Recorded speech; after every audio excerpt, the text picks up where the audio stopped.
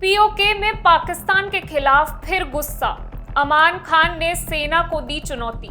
सोचिए, पाकिस्तान जिस पीओके को अपनी ताकत के नाम पर दुनिया के सामने पेश करता है, वहीं अब उसी इलाके से पाकिस्तान के खिलाफ आवाजें उठ रही हैं।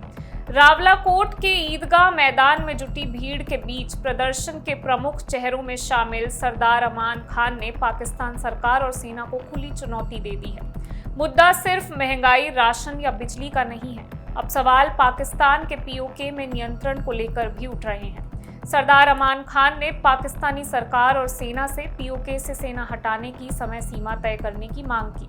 दरअसल पीओके में कई हफ्तों से सरकार और सेना के खिलाफ विरोध प्रदर्शन चल रहा है। आंदोलन का नेतृत्व जॉइंट अवामी एक्शन कमेटी यानी JAAC से जुड़े नेता कर रहे हैं। इससे पहले भी अमान खान रावलाकोट में पाकिस्तान के दावों को चुनौती देते हुए कह चुके हैं कि पीओके को पाकिस्तान का हिस्सा नहीं माना जा सकता।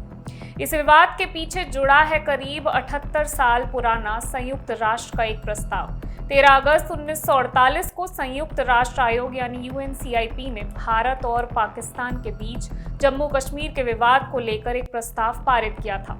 इसके ट्रूस एग्रीमेंट वाले हिस्से में पाकिस्तान से जम्मू कश्मीर से अपनी सेनाएं वापस बुलाने की बात कही गई थी। इसके बाद भारत को भी अपनी सेना मौजूदगी को चरणबद्ध तरीके से कम करना था और अंतिम समाधान की प्रक्रिया आगे बढ़नी थी। यही ऐतिहासिक दस्तावेज अब पीओके के प्रदर्शनकारियों की राजनीतिक दलील का हिस्सा बन गया है। सरदार अमान खान ने पाकिस्तान की सरकार को याद दिलाया कि कश्मीर के भविष्य को लेकर जनमत संग्रह की बात संयुक्त राष्ट्र की प्रक्रिया में आई थी और उन्होंने सवाल उठाया कि इतने दशकों बाद भी पीओके में पाकिस्तान की सेना क्यों मौजूद है।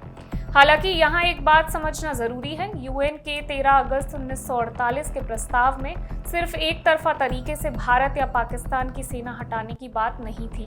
इसमें पाकिस्तान की सेनाओं और गैर स्थानीय लड़ाकों की वापसी के बाद भारत द्वारा भी अपनी सैन्य मौजूदगी को कम करने और आगे की प्रक्रिया की बात रखी गई थी। अब इस पूरे आंदोलन का दूसरा पहलू भी बेहद अहम है। पिछले कुछ महीनों में पीओके में विरोध की वजहें सिर्फ राजनीतिक नहीं रही हैं। प्रदर्शनकारियों ने महंगाई, बिजली की कीमतों, खाद्य आपूर्ति, शासन व्यवस्था और राजनीतिक अधिकारों को लेकर भी नाराजगी जताई है। जून में शुरू हुए इस आंदोलन के दौरान प्रदर्शन का दायरा लगातार बढ़ता गया।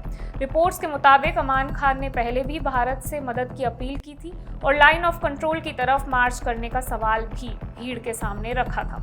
अमान खान ने पाकिस्तान सरकार और सेना से पीओके खाली करने की समय सीमा तय करने की मांग की। वहीं पाकिस्तान की तरफ से प्रदर्शनकारियों को लेकर सख्त रुख अपनाया गया है। रिपोर्ट्स के मुताबिक पाकिस्तानी सेना के प्रवक्ता DGISPR मेजर जनरल अहमद शरीफ चौधरी ने प्रदर्शनकारियों को आतंकी करार दिया है।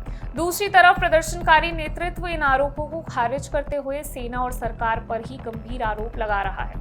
अमान खान ने पाकिस्तान की सेना और खुफिया एजेंसी ISI पर पीओके में हथियारों और हिंसा की संस्कृति को बढ़ावा देने का भी आरोप लगाया है। कुल मिलाकर पीओके में चल रहा आंदोलन अब सिर्फ रोजमर्रा की परेशानियों तक सीमित नजर नहीं आ रहा। राशन, बिजली और महंगाई से शुरू हुआ गुस्सा अब शासन, राजनीतिक अधिकारों और पाकिस्तान के नियंत्रण तक पहुंच चुका है। अब बड़ा सवाल यही है कि क्या पाकिस्तान इस बढ़ते असंतोष को बातचीत से शांत कर पाएगा या पीओके में विरोध की आवाज आने वाले दिनों में और तेज होगी। मैं वंशिका सक्सेना और आप देख रहे हैं इंडिया न्यूज।